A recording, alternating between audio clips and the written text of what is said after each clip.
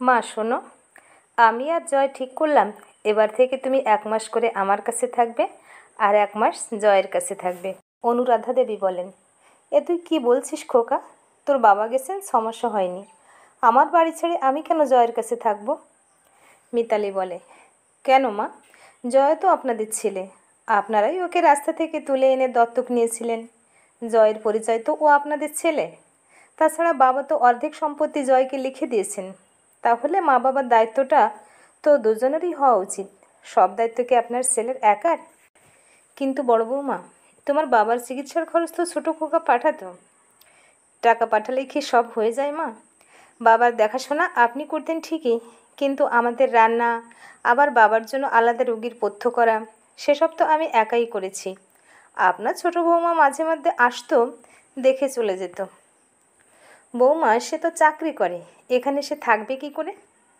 ঠিকই তো মা, সে চাকরি করে, আর আমি তো বেকার। আমি যে এই এত বছর ধরে সংসার সামলে দুটো বাচ্চাকে বড় করলাম, সেসব তো আপনার চোখে পড়েনি কখনো। কিন্তু বৌমা, এই এতগুলো বছর তো তুমি একা সংসার সামলাওনি মা। আমি তো তোমার হাতে হাতে সাহায্য করতাম, আর রান্নাটাও তো করতাম। এই কয়েক মাস তোমার বাবা অসুস্থ হওয়াতে আমি রান্নাঘরে যেতে পারিনি। এখনও তো আপনি কোনো কাজ করেন না। কি করব বলো বৌমা? এতগুলো মাস রোগীর সেবা করতে করতে আমার শরীরটা খুব ভেঙে গেছে। পায়ের ব্যথা, তার উপর বিশ্রামের অভাবে হাত পা কাঁপে। তা মা, আমি তো আপনাকে কোনো কাজ করতে বলছি না। মাঝে মাঝে ওদের ওখানে থাকুন, দেখুন আপনার রাস্তা থেকে তুলে আনা পালিত পুত্র চাকরি করা বৌমা কেমন আপনার সেবা করে। সন্ধেবেলায় শুভ অফিস থেকে ফিরে বলে, মা, কাল সকালে রেডি হয়ে থাকবে। আমি অফিস যাবার সময় তোমাকে ওদের বাড়ির সামনে নামিয়ে দিয়ে অফিস চলে যাব। বাস থেকে নামতেই অনুরাধা দেবী দেখেন জয় দাঁড়িয়ে আছে। অনুরাধা দেবী জয়ের বাড়িতে আগে কয়েকবার এসেছিলেন। জয় চাবি দিয়ে দরজা খুলে ভিতরে ঢোকে। বৌমা কি অফিসে? না মা, আমরা দুজনেই আজ ছুটি নিয়েছি। ও গেছে ছেলেকে স্কুলে দিতে, এসে যাবে। জয় বলে, জানো তো মা, বুম্বা মানে তোমার নাতি আজ কিছুতেই স্কুলে যেতে চাইছিল না। যেদিন থেকে শুনেছে ওর ঠাম্মি এখানে এসে থাকবে, ওকে আর পাইকে। কাল থেকে তো ঠাম্মি কখন আসবে, ঠাম্মি কখন আসবে বলে বলে মাথা খারাপ করে দিয়েছে। আজ স্কুল যাবার সময় ওর মাকে বলছিল, স্কুলে আজ যাচ্ছি, ঠিক আছে, স্কুল থেকে এসে আমি ঠাম্মির কাছেই থাকবো, তুমি আমাকে তোমার ঘরে একদম ডাকবে না বলে দিলাম। আবার ও কি বায়না করে রেখেছে বলে তো মা, ঠাম্মি যতদিন এখানে থাকবে ও ঠাম্মির কাছেই থাকবে, ঘুমোবে, সব করবে। অনুরাধা দেবী জয়ের কথা শুনে হাসতে হাসতে বলেন, আসুক দাদু ভাই স্কুল থেকে, ওর যা যা আবদার আমি সব মেটাবো। ওর কি দোষ বল? ছোটো থেকে তো ও আমার কাছে তেমন কোনো আবদার করতেই পারেনি। সে তোমাদের নাতি ঠাম্মির ব্যাপার, তোমরা জানো। আচ্ছা মা, এই ঘরে থাকবে, পাশেই বাথরুম আছে, তোমার কোনো অসুবিধা হবে না। নাও এখন তুমি বিশ্রাম করো। দরজা খোলার আওয়াজ পেয়ে জয় বলে, শিলা এ ঘরে এসো। মা, আপনি এসে গেছেন? ঠিক আছে, আমি জলখাবারের ব্যবস্থা করি। মা, আপনার কোনো খাবারে অসুবিধা নাই তো? না ছোটো বৌমা, সব কিছুই খাই, তবে বেশি তেল মশলা সহ্য করতে পারি না। ঠিক আছে, আমি আসছি, আপনি ততক্ষণ কাপড় চেঞ্জ করে হাত ধুয়ে আসুন। এই নিন, দেখুন তো মা, আপনার পছন্দ হয় কি না। 3টে প্লেটে সেকা পাউরুটি মাখন দিয়ে আর কয়েক টুকরা আপেল, শসা, পেঁপে, কলা আর একটা সন্দেশ। তোমরা এখনও জলখাবার খাওনি? সকালে চা বিস্কুট ছাড়া আমরা কিছু খাওয়ার সময়ই পাই না। সে কি রে, সকালের খাবারটা না খেলে শরীর ঠিক থাকবে কি করে?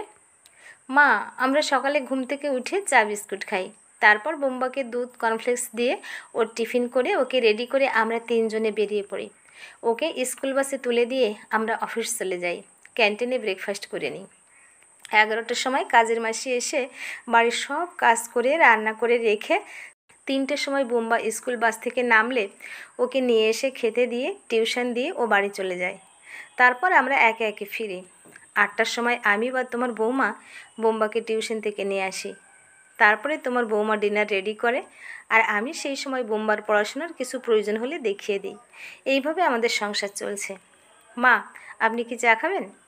না ছোটো বৌমা, আর চা খাবো না। মা, আজ তো আমার ছুটি, কি রান্না করব বলুন? তুমি যা রান্না করবে আমার ওতেই চলে যাবে। তা তোমার কাজের মেয়ে এলো না? ও তো আসে 11টার পর। অবশ্য আপনি যতদিন থাকবেন ওকে আমি 9টার মধ্যে চলে আসতে বলেছি। মা, এই হলো কনকদি, আর কনকদি ইনি হলেন আমাদের মা। শিলা বলে, কনকদি, আজ তো আমি বাড়িতে আছি, কাল থেকে বোম্বার সঙ্গে মায়ের সব দায়িত্ব তোমার, বুঝলে? কনক বলে, সে তোমার কোনো চিন্তা করতে হবে না বৌদি, মাসিমার যত্নের কোনো ত্রুটি হবে না গো। এ কি মা, আপনি রান্নাঘরে এলেন, কিছু লাগবে আপনার? না গো বৌমা, যদি তোমাদের কাজে কিছু সাহায্য। একই কথা মাসিমা, আমি থাকতে আপনি আমায় সাহায্য করলে বৌদি আমাকে আস্ত রাখবে না। হ্যাঁ কনকদিন, তুমি একদম ঠিক কথা বলেছ। মা, আপনি এখানে শুধু বিশ্রাম করবেন। হ্যাঁ, যদি আপনার বাইরে হাঁটতে ইচ্ছে করে তাহলে বিকেলে কনকদের সঙ্গে যাবেন, একদম একা একা বাইরে যাবেন না। এইভাবেই 1 মাস নিজের ছেলের কাছে আর 1 মাস পালিত ছেলের কাছে এভাবেই চলছিল অনুরাধা দেবীর জীবন। ছোট্ট বোম্বাকে নিয়ে বেশ ভালোই দিনগুলো কাটছিল তার। বছরখানেক পর, মা, জয়ের তো কালকে তোমাকে নিয়ে যাওয়ার কথা। জয় আজ ফোন করে বলল জয়ের চাকরিটা চলে গেছে, ও একটা অন্য চাকরির ব্যবস্থা করে তবেই তোমাকে নিয়ে যাবে, কটা দিন দেরি হবে। বড় বৌমা বলে, তা সে কথা কতটা সত্য সেই জানে। এ তুমি কি বলছো বড় বৌমা? জয় কেন মিথ্যা কথা বলতে যাবে? সে আপনার পালিত ছেলেই জানে। তা মা, আপনার ছোট বৌমা তো আর আমার মতো বেকার না, মোটা টাকা মাইনে পায়, সে আপনার দায়িত্ব নিতে পারছে না।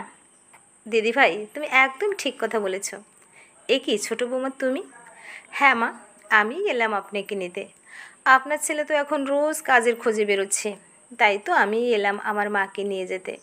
সেই কোন ছোটোবেলায় আমি আমার মাকে হারিয়েছি, ভেবেছিলাম বিয়ের পর মা পাবো, সেটাও তো তুমি হতে দাওনি দিদিভাই। আমি তো চাকরি করতে চাইনি, কিন্তু তুমি পদে পদে আমাকে মনে করাতে আমি এ বাড়ির কেউ না, তুমিই একমাত্র মিত্র বাড়ির বউ। আমার স্বামীকে রাস্তা থেকে কুড়িয়ে আনা হয়েছিল। আমার স্বামী রোজগার কম করতো বলে মাঝে মাঝেই কথা শোনাতে। যেদিন তুমি খেতে দিতে আমার স্বামীকে 2টোর বেশি রুটি দিতে না, মাছের পিসটাও ছোটো দিতে।